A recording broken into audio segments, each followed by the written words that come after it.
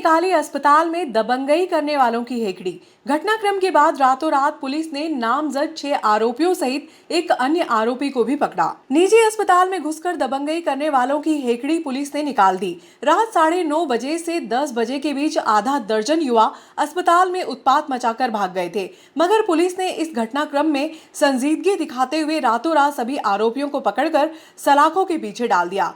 पकड़ाए आरोपियों में 6 नामजद आरोपी त्रिलोक प्रजापत, भोला प्रजापत, सावन प्रजापत, हरीश वर्मा, घनश्याम व राहुल के साथ एक अन्य आरोपी जितेंद्र प्रजापत भी शामिल है। सभी आरोपियों को पुलिस ने जेल भेज दिया है। यहाँ हम आपको ये भी बता दें कि पुलिस ने सभी आरोपियों पर धारा 458, 323, 294, 506 व 34 भारतीय दंड विधान में दर्ज किया था। विधि विशेषज्ञों की माने तो केस में धारा 458 सबसे मजबूत है। इसमें 14 वर्ष तक की सजा का प्रावधान भी है।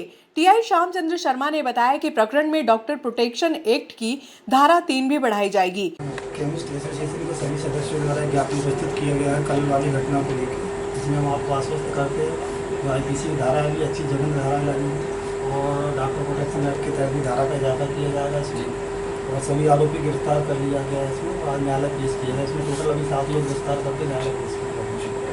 नामजद के अलावा एक व्यक्ति अन्य जो जितेंद्र नाम का था उसको भी गिरफ्तार और इसके जो असामाजिक तत्व जो इस प्रकार की कार्रवाई करने की सोचेंगे भी नहीं, इस प्रकार की कार्रवाई। धन्यवाद, आभारी है सब। गौरतलब है कि बुधवार रात नगर के व्यस्ततम राम सहाय मार्ग पर स्थित श्रीजी अस्पताल में अपने साथी का इलाज कराने के बाद आधा दर्जन युवाओं की भीड़ ने अस्पताल में जमकर उत्पात मचाया था। भीड़ में शामिल युवाओं ने अस्पताल के संचालक डॉक्टर अनिल दुबे के साथ केबिन में घुसकर मारपीट की थी। इसके साथ ही अस्पताल के स्टाफ कर्मी टीना परिहार, ममता बेरागी, गोविंद मेडिकल स्टोर कर्मी राजेश के साथ भी मारपीट की थी। घटनाक्रम का वीडियो भी सामने आया था, जिसमें युवाओं की ये भीड़ अस्पताल में घुसकर स्टाफ कर्मियों से बदतमीजी करते हुए नजर आई। आरोपियों ने महिला स्टाफ कर्मियों से गाली गलौज किया व अपशब्द भी कहे। किसका परोटा? किसका परोटा? किसका परोटा?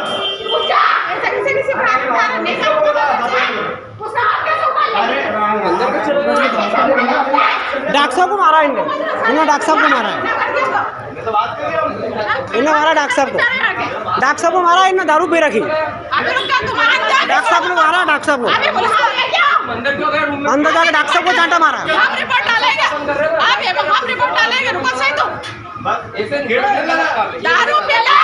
डॉक्टर साहब को चांटा मारा भैया, आपने डॉक्टर साहब को चांटा मारा है। अंदर जाके दरवाजा लगा के डॉक्टर साहब को मारा है। दरवाजा लगा के डॉक्टर साहब को मारा है आपने।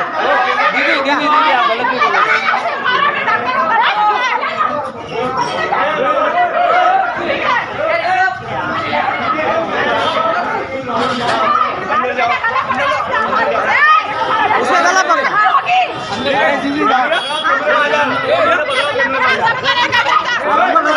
लगा दिया सारे, लगा दिया।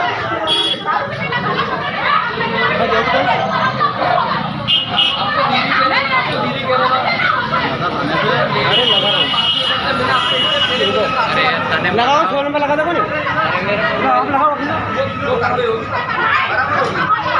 वो गलत तो गलत है, वो गलत तो है। अगर उसको पकड़ा हो तो गलत तो दिक्कत नहीं।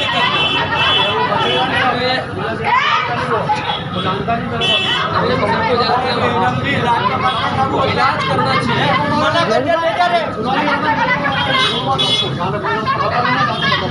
तो डॉक्टरों को इलाज करो।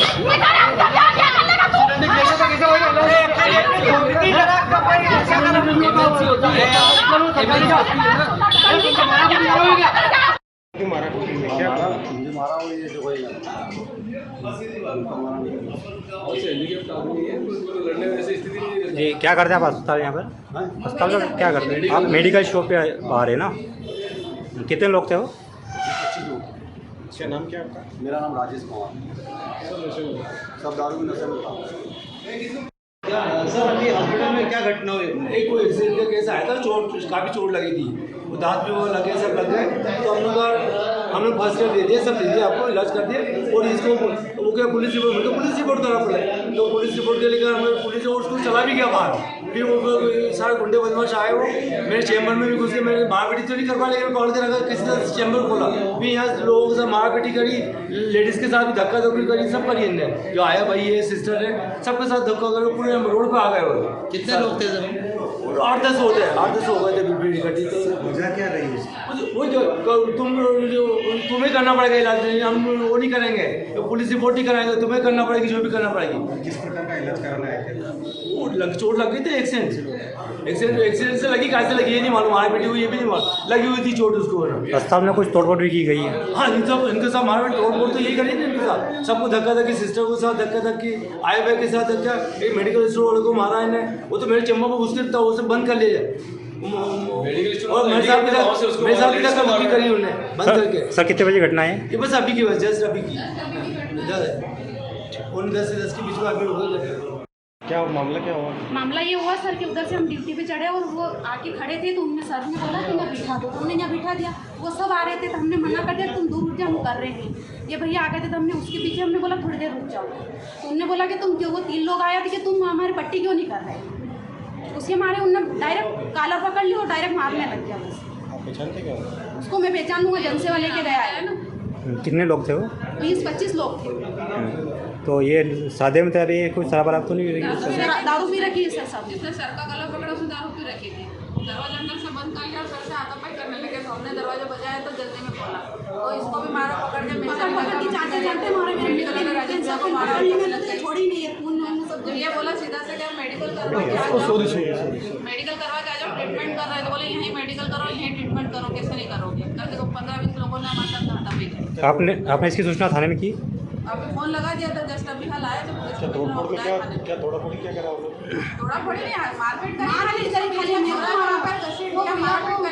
पकड़ रहा काला बाबा हमारे तोड़ कुछ नहीं करी है। गुरुवार को इंडियन मेडिकल एसोसिएशन के तत्वाधान में टीआई शर्मा को ज्ञापन भी सौंपा गया।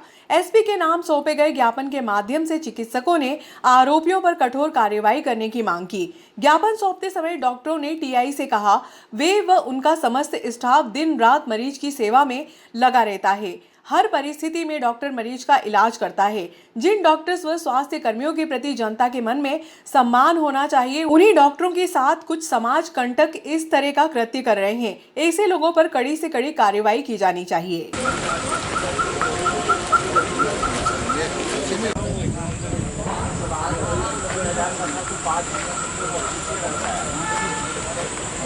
उनके वरिष्ठ चिकित्सक डॉक्टर श्री अनिल दुबे एवं उनके सहयोगियों के साथ हुई मारपीट और आरोपियों पर दर्ज प्रकरण में डॉक्टर प्रोटेक्शन एक्ट, जान से मारने के प्रयास एवं नारी अत्याचार के संबंधित धाराएं बढ़ाई जाने बाबत सेवा में महोदय विनम्र निवेदन है कि 24 मई 2023 बुधवार की रात्रि को सुबह को दुबे नर्सिंग होम पर हुई डॉक्टर एवं उनके सहयोगियों के साथ हुई मारपीट की घटना के संदर्भ में नागरिक केमिस्ट एसोसिएशन तीव्र शब्दों में भर्त्सना करता है। महोदय, पिछले कई दिनों से चिकित्सकों के साथ लगातार हो रही मारपीट से चिकित्सकों में भय एवं आक्रोश व्याप्त है।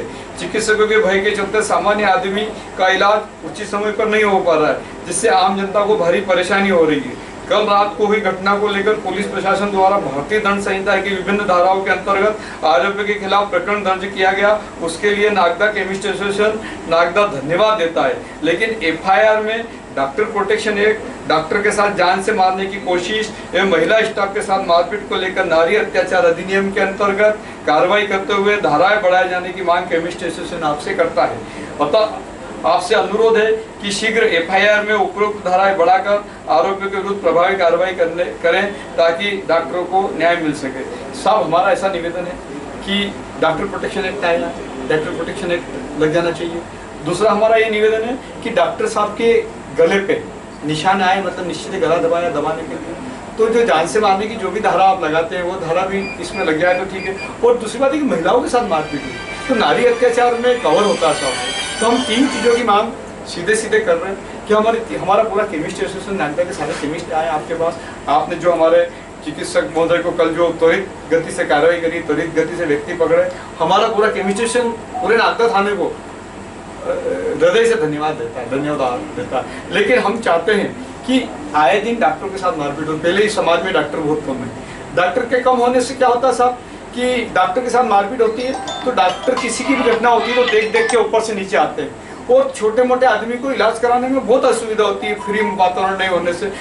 इसलिए कुछ लोगों की घटना के कारण सारे लोगों को उनकी सजा भुगतनी।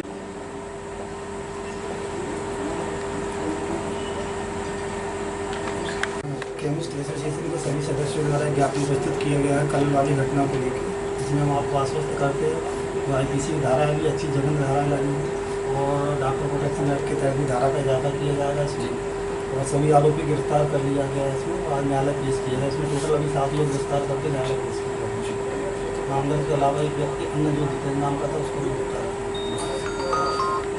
और इसके असामाजिक तत्व इस प्रकार की कार्रवाई करने की सोचेंगे भी नहीं, इस प्रकार की कार्रवाई।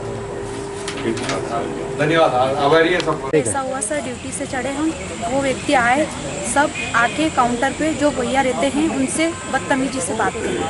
फिर उसके बाद हमने सर ने केबिन से आके सर ने पट्टी कर दी, उसके बाद भी उन्हें बदतमीजी की। केबिन में से सर ने पट्टी करने के बाद सर ऊपर चले गए थे, वो भी बाहर निकल गए थे। उसके बाद उनने वापस आके 3 लोग ने आके जो काउंटर पे व्यक्ति था उसको आके कॉलर पकड़ा। कॉलर पकड़ने में सर सब जितने ही लोग थे 25 ही लोग आ गए सर। बीच में मेडिकल वाले भैया आए थे, उनको धक्का दे दिया। हम आए तो हमको हमारा ही धक्का दे दिया। फिर सर ने भीड़ देखी, फिर सर ऊपर से हमने सर को बुलाया, सर के वहाँ केबिन में गए ना, सर को केबिन में घेर दिया सर। उसके बाद हम छुड़ाने गए केबिन में से लाने लगे सर, उनने मेरे को पकड़ लिया सर, भयंकर मारा मेरे को सर से तो बदतमीजी करी उन्होंने, हाथापाई भी करी इसी के साथ, इसके साथ भी बहुत ज़्यादा मारपीट करी टोटल, और मेरे साथ भी जुमा झटकी, जो भी हमारा टोटल ऑन ड्यूटी स्टाफ था सबके साथ में उन्होंने मारपीट हाथापाई करी और बहुत ही अभद्रता पूरा व्यवहार करा उन्होंने। बेलाग्राम एडी कॉलोनी में एम्बुलेंस व जीप में तोड़फोड़। बेलाग्राम एडी कॉलोनी क्षेत्र में घर के बाहर रखी एम्बुलेंस व जीप में तोड़फोड़ हुई है। मामले की शिकायत बेलाग्राम थाने तक पहुंची। शिकायतकर्ता ने बताया कि 6 महीने में दूसरी बार ये घटना हुई है। बेलाग्राम एडी कॉलोनी निवासी राजपिता प्रकाश चंद्र परिहार ने बेलाग्राम थाने में आवेदन दिया है कि उनके पास MP13CD4043 नंबर की एम्बुलेंस व MP13BA4168 नंबर की जीप रखी हुई है। बीती रात करीब 2:45 पर अज्ञात बदमाश गाड़ियों के फ्रंट ग्लास तोड़ गए। राज ने बताया कि इससे पहले भी 5 दिसंबर को कोई अज्ञात बदमाश उनकी गाड़ी के कांच फोड़ गए थे। मामले में पीड़ित ने उचित कार्रवाई की मांग की। मेरी रात हमेशा ही गाड़ी खड़ी करता हूँ मैं यहाँ पे। रात के समय अज्ञात बदमाश किसी ने कांच फोड़ा मेरी गाड़ी का, और एम्बुलेंस की भी निःशुल्क नागदा सेवा फ्री करता हूँ मैं। एम्बुलेंस का भी कांच फोड़ा गया। कितनी गाड़ियों का कांच फोड़ा? लगभग 2 गाड़ी का, और पहले 2 महीने पहले मेरी आर्टिका का फोड़ा गया था कांच। मामले की पुलिस में शिकायत करी आपने क्या? पुलिस में आवेदन का ही कहना है वो। पूर्व विधायक शेखावत ने कहा, केंद्रीय विद्यालय की भूमि हुई आवंटित मिट्टी परीक्षण के बाद प्रोजेक्टर तैयार होंगे। तत्कालीन केंद्रीय मंत्री डॉक्टर थावरचंद गहलोत द्वारा सामाजिक अधिकारिता मंत्री रहते हुए विश्व में कई कीर्तिमान बनाए हैं। इसके बावजूद नागदा को सौगात दिलाने के लिए हमेशा चिंतित रहते हैं। वहीं सांसद अनिल फिरोजिया का भी भोपाल आना जाना लगा रहता है। डॉक्टर गहलोत की असीम मेहनत के कारण कई बार जमीनों को देखा, यहाँ तक कि केंद्रीय स्कूल खुलवाने के लिए बिरला ग्राम में स्थित श्रम कल्याण का एक ऑफिस है, उसे भी हमने देखा। अनेक वर्षों से नागदा शहर की एक प्रमुख मांग थी कि नागदा में सेंट्रल स्कूल खुलना चाहिए, और मुझे कहने में आज बहुत प्रसन्नता और गर्व है कि जब वर्तमान में महामहिम राज्यपाल कर्नाटक माननीय थावरचंद गहलोत जी जब केंद्रीय मंत्री थे, और लगातार उनका प्रयास था और लगातार उनकी जितनी ज़्यादा मेहनत सेंट्रल स्कूल के लिए है। ये बात जरूर कहूँगा कि माननीय अनिल फिरोजिया जी सांसद बनने के बाद में लगातार भोपाल जाते हैं। माननीय थावरचंद जी गहलोत जी के सहयोगी के रूप में, क्योंकि सामाजिक न्याय विभाग मिला और सामाजिक न्याय विभाग में अनेक प्रकार के और बहुत बड़ा विभाग है, लोग उसको भले छोटा समझते हैं। विशेष करके दिव्यांगों के क्षेत्र में उस विभाग ने जितने काम करे हैं विगत वर्षों में, और कई वर्ल्ड रिकॉर्ड उन्होंने बनाया, उसमें माननीय पंकज मारू जी एक सहयोगी की भूमिका में, चूँकि वो भारतीय जनता पार्टी के एक बहुत बड़े समर्थक है, कार्यकर्ता हैं, और इस नाते से और काफ़ी मदद उनकी रहती है। तो माननीय थावरचंद जी गहलोत जी के असीम मेहनत के कारण कई बार ज़मीनों को देखने के लिए, इवन यहाँ तक कि पहले हमने एक बार वो सेंट्रल इसको खुलवाने के लिए बिरलाग्राम में जो श्रम कल्याण का एक ऑफिस है, उस ऑफिस को भी हमने देखा। माननीय थावरचंद जी गहलोत जी ने उनसे बात भी करी और भी कई जगह हमने देखी। ज़मीनें भी हमने पहले जो हमारा फॉर्चून माल है उसके सामने देखी, फिर धर्मस्व विभाग की एक ज़मीन थी उसको भी देखी, और अंत में जो हम मुक्तेश्वर महादेव मंदिर पे जाते हैं उसके बाएं तरफ हनुमान जी का मंदिर, और वहाँ पर 2 हेक्टेयर के आसपास ज़मीन, और 2 हेक्टेयर ज़मीन को हमने चयनित करा। माननीय सांसद जी और माननीय थावरचंद जी गहलोत जी के कहने से वहाँ की टीम आई, उस टीम ने उसका निरीक्षण करा और तकरीबन वो सहमत हुए, और फिर मध्य प्रदेश शासन में बातचीत हुई। बातचीत के बाद में आज वो 2 हेक्टेयर भूमि, और आपको मेरी बात सुनकर आश्चर्य होगा, कल हम एक किसी विशेष काम के लिए माननीय जिलाध्यक्ष जी, माननीय हमारे प्रदेश के उपाध्यक्ष जी और प्रणव साहब, डॉक्टर साहब, हम सब लोग एक प्रतिनिधि मंडल कलेक्टर साहब से गए, तो कल उन्होंने हमें कहा कि यार इतनी बार गवर्नर साहब का फोन आ चुका है, उसके लिए हमें ज़मीन आवंटित करनी, क्योंकि गौशाला की भूमि को लेकर काफ़ी देर मेरी उनसे डिस्कशन हुई। तो कल ही उन्होंने कहा और आज उन्होंने वो ऑर्डर दे दिया है। 2 हेक्टेयर भूमि जमीन सेंट्रल स्कूल को, केंद्रीय विद्यालय को आवंटित कर दी है। आज अभी जैसे मेरी पंकज मारू जी से चर्चा हुई तो उसमें 20 लाख रुपए सॉइल टेस्टिंग के लिए, क्योंकि सॉइल टेस्टिंग के बाद ही प्रोजेक्ट बनेगी कि उसकी कितनी गहराई से नींव उठेगी, किस प्रकार का स्ट्रक्चर होगा, तो वो सारी एक उसका अपना एक स्टैंडर्ड होता है सेंट्रल के जितने भी प्रोजेक्ट्स होते हैं, और इसलिए ये सेंट्रल स्कूल की आज जो एक महती मांग थी वो मांग मंजूर हो गई। मैं आपको एक चीज़ और बताऊंगा कि शिक्षा के क्षेत्र में जितना माननीय नरेंद्र मोदी जी की सरकार ने करा है, आपको पता होगा नवोदय विद्यालय स्वीकृत कभी का हो गया था, लेकिन काम ही प्रारंभ नहीं हो रहा था। यहाँ हमारे जो SDM और तहसीलदार के रहने के लिए आवास बना था, उन आवास में बहुत लंबे समय तक वो विद्यालय चला, और 2014 के आसपास उसकी कार्रवाइयाँ हमने प्रारंभ करी, और आप देखो काम करने की वर्किंग कितनी माननीय गहलोत जी की है। जैसा कि माननीय पूर्व विधायक दिलीप सिंह जी शेखावत साहब ने बताया, निश्चित रूप से इस शहर के लिए बहुत बड़ा ये विषय है। आने वाली जनरेशन तैयार होगी उस केंद्रीय विद्यालय में। मैं सिर्फ 2 बातें इस संबंध में शेयर करना चाहता हूँ, क्योंकि मैं जब आपको याद होगा कि लिफ्ट का उद्घाटन हमारे रेलवे स्टेशन पर हो रहा था, उस दिन माननीय गहलोत साहब ने केंद्रीय मंत्री के रूप में सेंट्रल स्कूल नागदा में लाने की घोषणा की थी, और उन्होंने मुझे निर्देशित किया कि इसकी प्रक्रिया को हम कैसे पूर्ण करें। इसके पहला नियम होता है कि 500 कर्मचारी केंद्र सरकार के होना चाहिए। तो हमने नागदा में जितने केंद्र सरकार के उपक्रम हैं, चाहे वो पोस्ट ऑफिस हो, LIC हो, न्यू इंडिया इंश्योरेंस हो, बैंक्स हो, रेलवे, इन सब का जोड़ के डेटा लेके हमने दिया, और उस आधार पर ये प्रक्रिया आगे बढ़ी, और फिर ज़मीन की खोज में माननीय सांसद जी, माननीय दिलीप सिंह जी शेखावत साहब, सबने सक्रियता निभाई और ये ज़मीन को चयनित किया गया। भारत माता की जय। पूरे शहर के लिए प्रसन्नता की बात है कि सेंट्रल स्कूल नागदा शहर को मिलने जा रहा है, और स्कूल के लिए जो ज़मीन का आवंटन होना था उसका भी पत्र आ गया, माननीय कलेक्टर महोदय का आदेश आ गया, और शहर को सेंट्रल स्कूल के लिए जो एक छोटी सी बाधा आ रही थी वो भी पूर्ण हो गया है। जिस प्रकार से हमारे पूर्व विधायक दिलीप शेखावत जी और पंकज भैया बता रहे थे कि माननीय गहलोत जी का जो इंटरेस्ट है अपने शहर को सौगात देने का, और पूरी आत्मीयता के साथ प्रयास करते हैं कि हमारे शहर को हम भी बड़े शहरों की तर्ज पर एक स्तर दे सके, हमारे शहर का व्यक्ति भी अपने जीवन जीने के स्तर को सुधार सके, ऐसा उनका प्रयास रहता है। और मैं भारतीय जनता पार्टी की ओर से आदरणीय गहलोत साहब का, मध्य प्रदेश सरकार का, विशेष रूप से केंद्र सरकार का बहुत बहुत आभारी हूँ कि हमारे शहर के लिए आपने जो सौगात दी है, निश्चित हमारे शहरवासी इसका लाभ ले सकेंगे, शहर के विद्यार्थी, युवा वर्ग उसका लाभ ले सकेंगे। बहुत बहुत धन्यवाद। जय हिंद, जय भारत। निश्चित ही ये बड़ा ही हर्ष और गौरव का विषय है कि नागदा जैसे एक छोटे से शहर को आज केंद्रीय विद्यालय की स्वीकृति के लिए जमीन आवंटन का पत्र मिला है।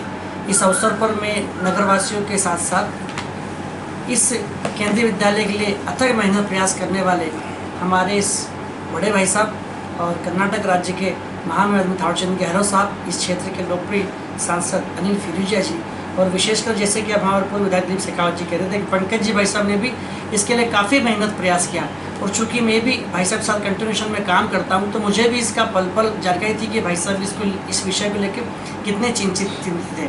जब भी किसी को विषय निकलता है तो भाई साहब उस बारे में कंटिन्यू फॉलो लेते और हम सबको कहते हैं कि भाई कहीं ना कहीं देख लीजिए केंद्रीय विद्यालय अपने यहाँ होना ही चाहिए।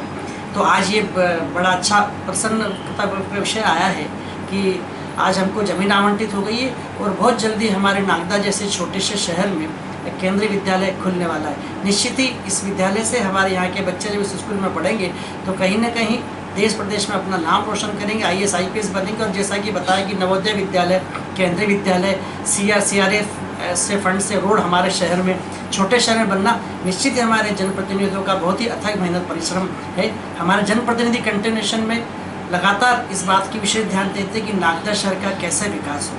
यहाँ हमारे साथ मंडल अध्यक्ष जी पंकज बाबू जी, दिलीप शेखावत जी भाई सब बैठे हैं। हम जब भी इस विषय पर बात करते थे तो हमारे जब तक केवल एक ही लक्ष्य रहता है कि नागदा नगर को हर क्षेत्र में, चाहे वो स्वच्छता की दृष्टि में हो, चाहे विकास की दृष्टि में हो, नंबर 1 लाना। और अब जब से भाई साहब कर्नाटक के राज्यपाल बने हैं, लेकिन उनके राज्यपाल बनने के बाद भी नागदा शहर के शहरवासियों के लिए उतनी ही चिंता करते हैं जितना पहले वो सांसद और एक केंद्रीय मंत्री के रूप में करते हैं। मैं एक बार पुनः माननीय सांसद जी, आदरणीय पंकज भैया और आदरणीय भाई साहब को ढेर सारी बधाई शुभकामनाएं देता हूँ, उनके दीर्घायु जीवन कामना करता हूँ और ईश्वर से कामना करता हूँ कि हमारे शहर के जितने भी जनप्रतिनिधि हैं, ईश्वर ने खूब लंबी आयु प्रदान करे, उनके खूब ऊर्जा का संचार करे, ताकि ये हमारे नागदा शहर के विकास और नागदा शहर की तकदीर और तस्वीर बदलने में इसी प्रकार मेहनत परिश्रम करके नागदा शहर को हर क्षेत्र में नंबर 1 लाने का प्रयास करते रहे। बहुत बहुत धन्यवाद। जय हिंद।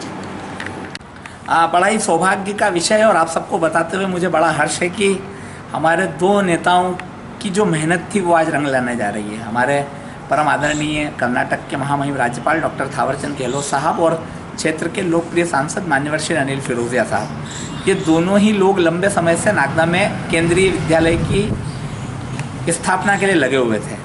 और केंद्रीय विद्यालय की स्थापना को लेकर 2 तरफा काम चल रहा था। एक, जहां हम फाइलों को लगातार दिल्ली, भोपाल से अपडेट कर रहे थे, दिल्ली में अपडेट कर रहे थे, वहीं दूसरी तरफ हम ज़मीन के आवंटन के लिए भी लगातार प्रशासन से संपर्क में थे। और उसका फ़ायदा आज ये मिला कि कलेक्टर उज्जैन कुमार पुरुषोत्तम साहब ने उस ज़मीन का आवंटन आज सेंट्रल स्कूल के लिए कर दिया है। उसका विधिवत पत्र आज हमको मिल गया है, प्राप्त हो गया है। मुझे लगता है अब जल्दी ही जो बाकी औपचारिकताएं वो पूरी होंगी और जल्दी ही केंद्रीय विद्यालय की नींव अब नागदा में रखी जाएगी। तो मैं क्षेत्र के हमारे यहाँ नागदा के रहने वाले और कर्नाटक के महामहिम राज्यपाल डॉक्टर थावरचंद गहलोत साहब और क्षेत्र के लोकप्रिय सांसद मान्यवर अनिल फिरोजिया साहब, इन दोनों के प्रति कृतज्ञता व्यक्त करता हूँ। इन दोनों को धन्यवाद देता हूँ कि इन दोनों की एक पॉजिटिव सोच ने, इन दोनों के लगातार प्रयासों के कारण आज नागदा और नागदा के आसपास के क्षेत्र के लोगों को ये सौगात मिलने वाली है। नगर पालिका द्वारा यातायात विभाग के सहयोग से कॉलेज और स्कूल में अध्ययनरत छात्राओं के लिए लर्निंग लाइसेंस बनाने के लिए शिविर का आयोजन किया गया। हमारे शहर में भी हमारे पूरे नागदा शहर को 4 भागों में बांटा है और 4 भागों में बांटने के बाद 4 जगह हमारे कैंप आयोजित किए जा रहे हैं। उसी कैंप के तहत आज एक नया camp registration office, RTO office द्वारा यहाँ लगाया गया है। यहाँ हम हमारे नगर की उन प्रमुख मातृशक्ति, उन प्रमुख माता बहनें, उन प्रमुख छात्र छात्राएं जो स्कूल कॉलेज में जाती हैं, उन सब मातृशक्ति छात्राओं बहनों के निःशुल्क ड्राइविंग लाइसेंस बनाने का कार्य मुख्यमंत्री जनसेवा अभियान के इस 2 चरण में आज नगर पालिका परिषद के सहयोग से आज ये कार्य किया जाएगा। आज इस मुख्यमंत्री जनसेवा अभियान के 2 चरण में हम सब के बीच हमारे अतिथि के रूप में इस कार्यक्रम की अध्यक्षता कर रही नगर पालिका की अध्यक्ष महोदया संतोष ओपी गहलोत हम सब कुछ उपस्थित हो चुकी है। साथ ही भारतीय जनता पार्टी के हमारे प्रदेश कार्य समिति के सदस्य, हम सब के आशीर्वाददाता, हम सब के मार्गदर्शक आदरणीय डॉक्टर तेज बहादुर सिंह चौहान साहब भी हम सब कुछ उपस्थित हो चुके हैं। हमारे भारतीय जनता पार्टी के मंडल के यशस्वी अध्यक्ष आदरणीय CM अतुल जी भी हमारे इस कैंप में उपस्थित हो चुके हैं। आदरणीय जाहिद हमारे बीच उपस्थित है, हमारे पार्षद प्रतिनिधि हैं, आप उनका भी स्वागत करें।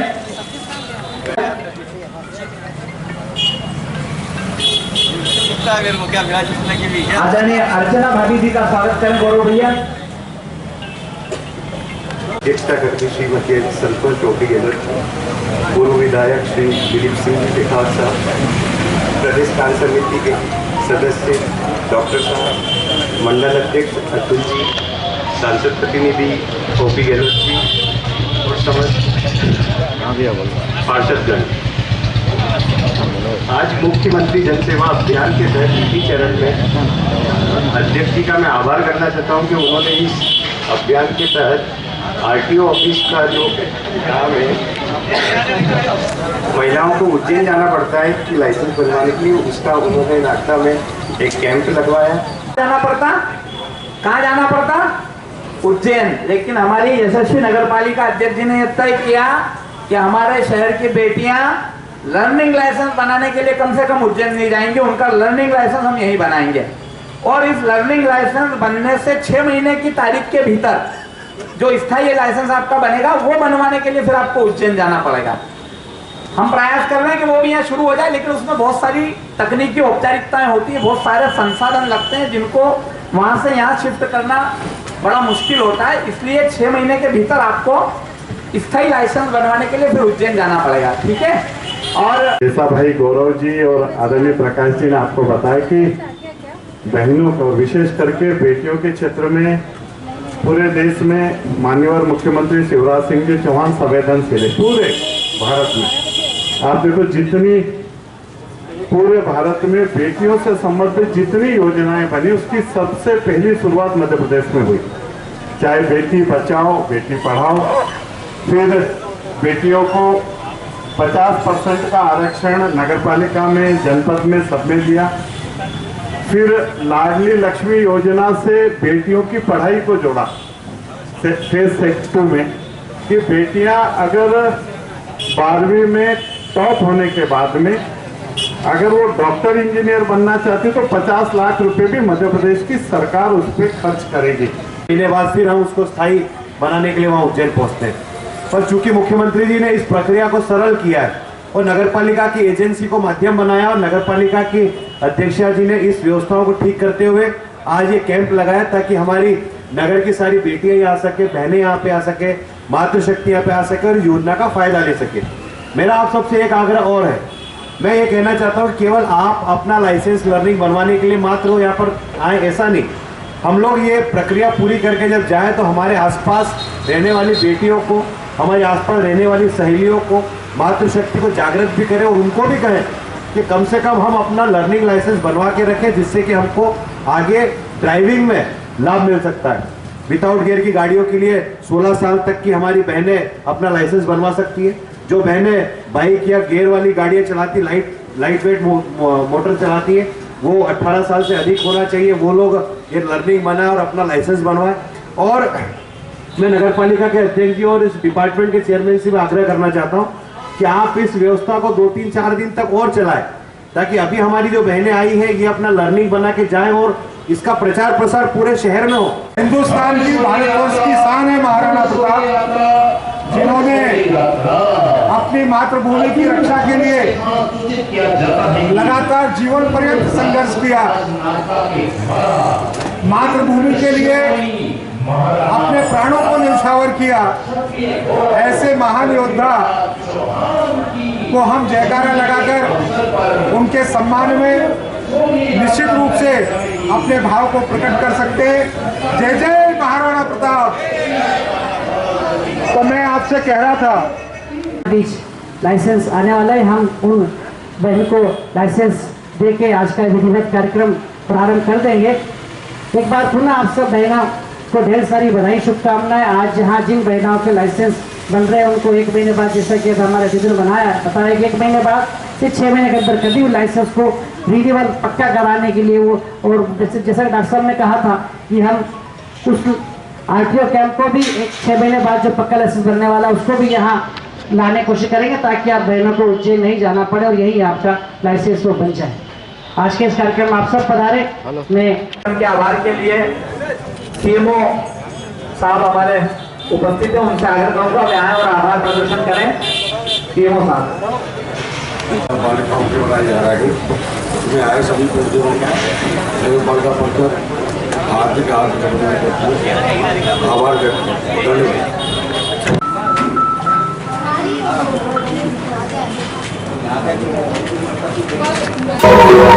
नागदा को जिला बनाने की अंतिम प्रक्रिया पूर्ण करने हेतु गजट नोटिफिकेशन कर दावे आपत्ति आमंत्रित करने की मांग को लेकर आज कांग्रेस द्वारा क्रमिक भूख हड़ताल की शुरुआत की गई है। क्रमिक भूख हड़ताल प्रारंभ करने के पहले विधायक दिलीप सिंह गुर्जर द्वारा सभी अनशनकारी शहर कांग्रेस अध्यक्ष राधे जायसवाल, पार्षद प्रमोद सिंह चौहान, मेघा धवन, सुरेंद्र साहनी, असलम खान, मुकेश परमार आदि का स्वागत किया गया।